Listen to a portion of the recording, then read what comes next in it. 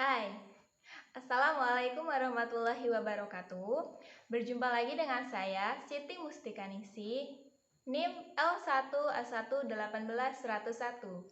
Saya dari Program Studi Kehutanan, Fakultas Pertanian Universitas Jambi. Di sini saya akan melanjutkan pembahasan mengenai teknik silvikultur yang ada di Indonesia. Di video sebelumnya, saya telah menyampaikan tentang beberapa teknik silvikultur, seperti teknik silvikultur tebang pilih tanam Indonesia, tebang pilih tanam jalur, dan tebang rumpang. Kali ini saya akan melanjutkan dengan teknik silvikultur di hutan mangrove. Selamat menyaksikan. Baiklah teman-teman semua, kali ini saya akan mengawali pembahasan dengan pengertian hutan mangrove. Hutan mangrove ini juga biasa disebut dengan hutan bakau. Adalah hutan yang tumbuh di sepanjang aliran sungai atau pantai dan dipengaruhi oleh pasang surut air laut. Substrat atau tempat tumbuhnya umumnya berlumpur dan tersebar dari kawasan tropis hingga subtropis. Komposisi jenis tanaman di hutan mangrove sangatlah beragam. Hal ini dipengaruhi oleh jenis tanahnya, intensitas genangan, dan salinitas air lautnya. Distribusi jenis dari arah laut ke darat diawali oleh barisan Soneratia, lalu Avicennia, Bruguiera, Rhizopora, Cereops, Luminifera, dan yang terakhir adalah Psilocarpus. Untuk spesies Rhizopora, Bruguiera, dan Cereops termasuk ke dalam famili Rhizoporaceae yang jumlahnya paling banyak dan nilai ekonominya paling tinggi. Famili Rhizoporaceae ini lebih banyak diketahui teknik silvikulturnya. Secara ekologi, hutan mangrove memiliki manfaat yang sangat banyak. Salah satunya adalah berfungsi sebagai tempat berbiak, tempat berlindung, dan tempat mencari makan biota laut. Serta yang paling utama adalah hutan mangrove ini mampu mencegah abrasi, intrusi air laut, serta perkembangan nyamuk dan sebagai stabilisator ekosistem perairan. Oleh karena itu, hutan mangrove ini sangat penting untuk dilestarikan dan dilindungi. Peraturan menyangkut petunjuk silvikultur mangrove dikeluarkan pada 1 Juli 1938 melalui Peraturan Nomor 13.062/465/BIR oleh Jawatan Kehutanan. Menurut peraturan tersebut, hutan mangrove harus dibagi menjadi 3 wilayah manajemen, yaitu yang pertama, hutan produksi mangrove dengan Rhizopora sebagai jenis dominan, hutan mangrove yang tidak layak untuk diproduksi, dan hutan lindung sepanjang garis pantai dan pinggir sungai. Pada 1952, Felstig memperkenalkan working plan untuk hutan mangrove di Bengkalis, Riau. Menggunakan sistem yang disebut area method, berdasarkan metode ini, siklus tebang diatur menjadi 30 tahun dengan meninggalkan 64 pohon induk. Dengan keliling, pohon adalah 45 cm per hektar yang tersebar merata di areal hutan bekas tebangan. Selain itu, juga terdapat beberapa rekomendasi penting tentang sistem silvikultur hutan mangrove ini. Salah satunya adalah larangan penebangan di hutan selebar 50 meter dari garis pantai atau 10 meter sepanjang pinggir sungai. Penebangan hanya boleh dilakukan pada jalur 50 meter dengan posisi tegak lurus garis pantai. Penebangan hanya dilakukan terhadap pohon berdiameter 7 cm ke atas di dalam jalur tebangan. Dan bila ketersediaan kemudahan alam di areal tersebut tidak cukup, harus dilakukan penanaman kekayaan dengan jarak 2 kali 3 meter. Yang selanjutnya adalah tujuan. Pengusahaan hutan mangrove bertujuan untuk menghasilkan kayu sebagai bahan pembuatan arang, kayu bakar, dan serpihan kayu atau chips.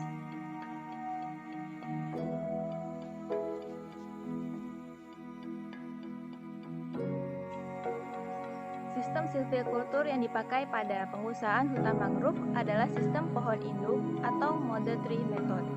Pada sistem ini ditinggalkan pohon-pohon induk sebagai sumber generasi untuk menghasilkan generasi berikutnya. Pemeliharaan meliputi penjarangan, pembebasan, pemerkayaan, dan perlindungan hutan. Dengan begitu, pada siklus tebang berikutnya diperoleh kembali tegakan hutan dengan komposisi seperti semula dan potensi alam lainnya yang dapat dipertahankan. Sistem silvicultur ini terutama ditunjukkan untuk pohon famili Rhizoporaceae. Peraturan ini ditetapkan pada tahun 1978 melalui Direktorat Jenderal Kehutanan dengan SK nomor 60/KPTS/DI/1978 tentang pedoman sistem silvicultur hutan mangrove.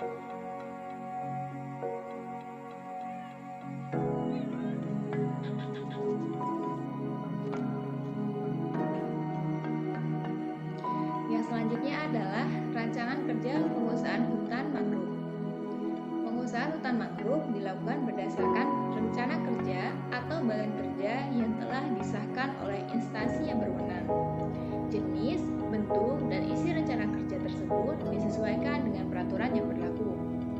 Sistem silvicultur mangrove diatur dalam pedoman Sistem Silvicultur Hutan Payau nomor 60 tahun 1978 yang disempurnakan oleh Direktur Jenderal Pengusahaan Hutan Produksi, yaitu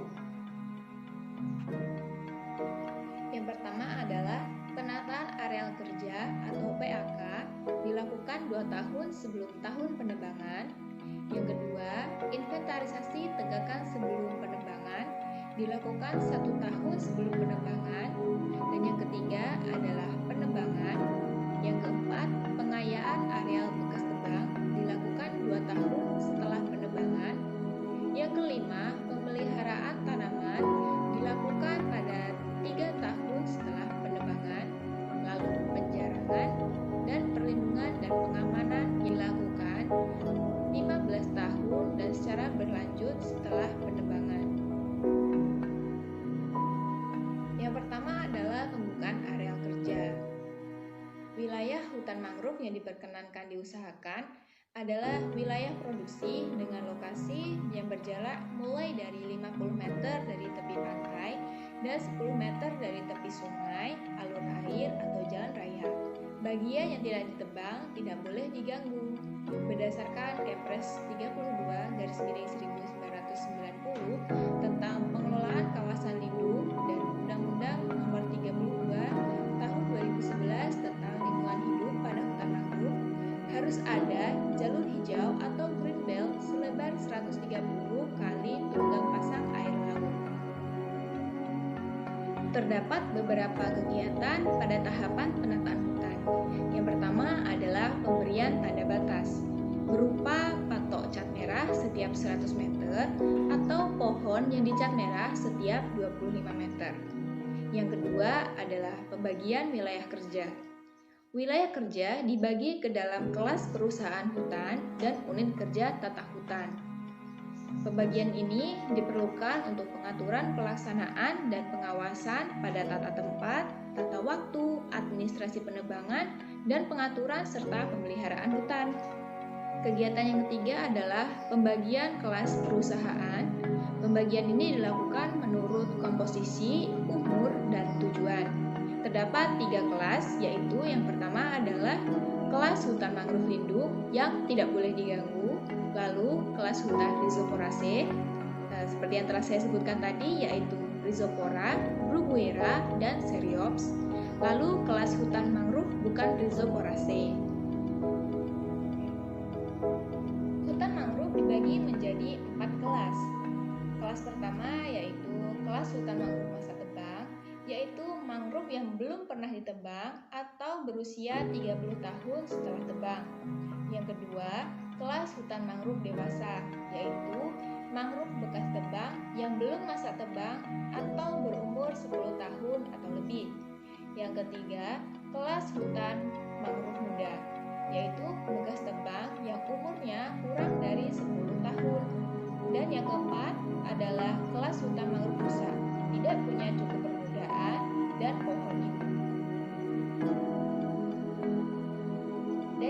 terakhir adalah kelas hutan mangrove rusak, yaitu mangrove yang tidak punya cukup permukaan dan pohon induk.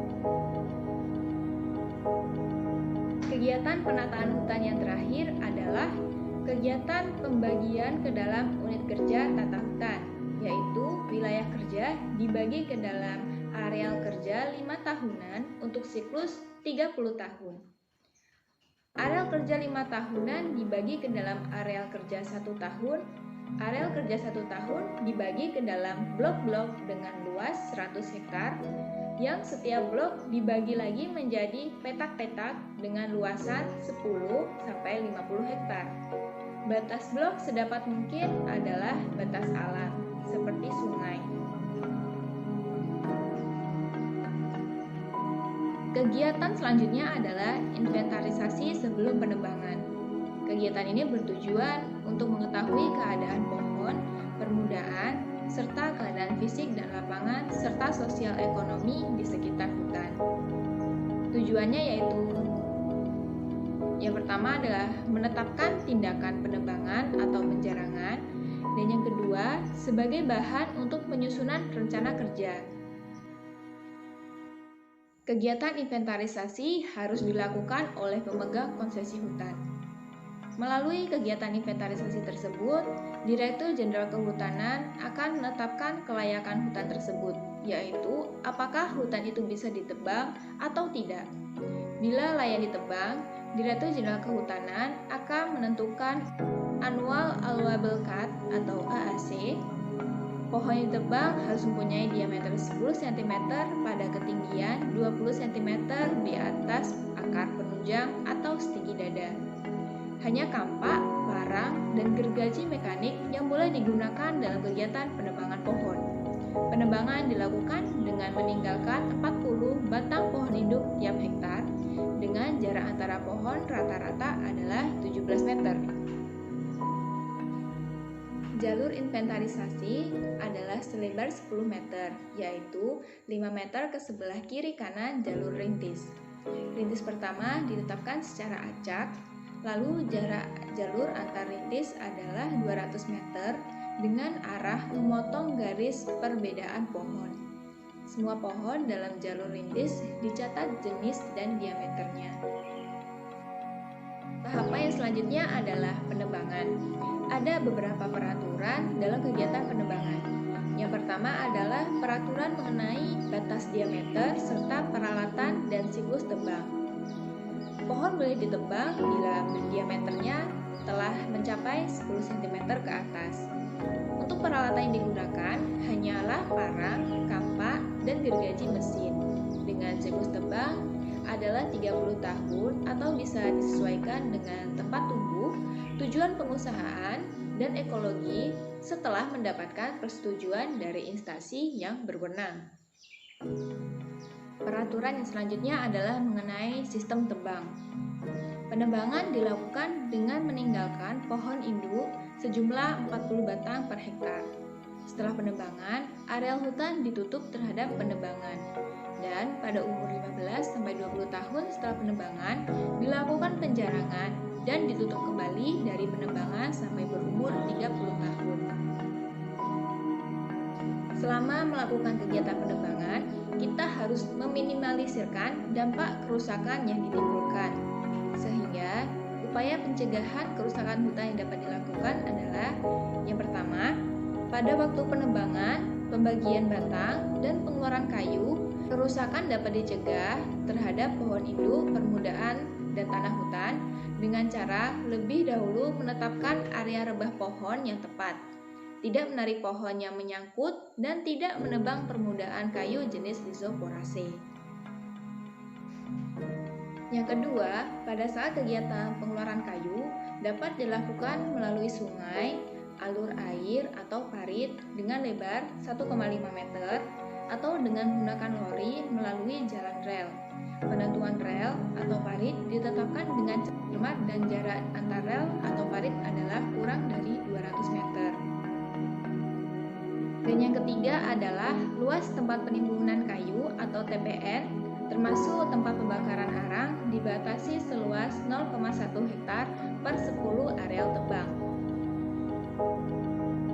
Nah, selanjutnya adalah pemeliharaan wilayah bekas tebang dan penjarangan.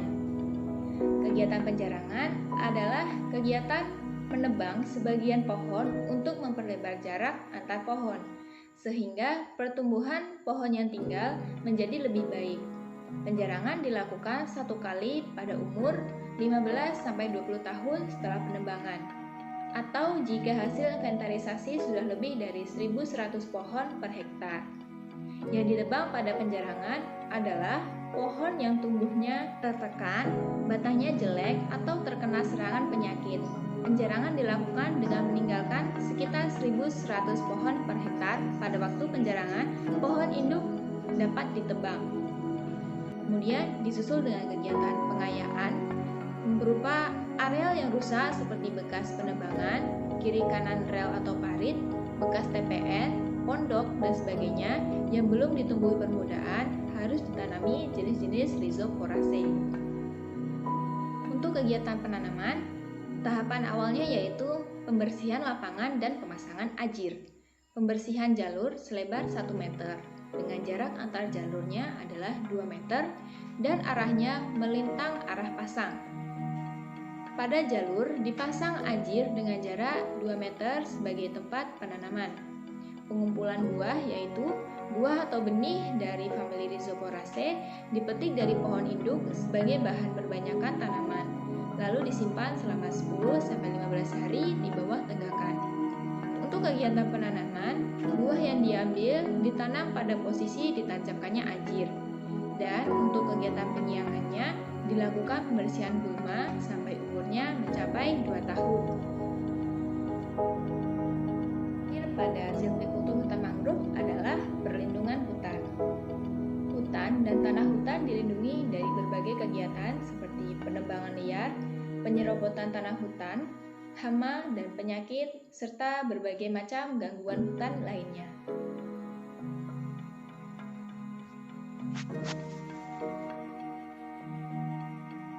Itulah tadi kegiatan mengenai sistem silvikultur di hutan mangrove. Setelah kita mengetahui betapa pentingnya hutan mangrove bagi ekologi, maka sistem silvikultur di hutan mangrove harus dapat dilakukan dengan sebaik mungkin agar kelestarian hutan mangrove dapat terjaga dan kita bisa memperoleh manfaatnya secara terus-menerus. Terima kasih. Wassalamualaikum warahmatullahi wabarakatuh.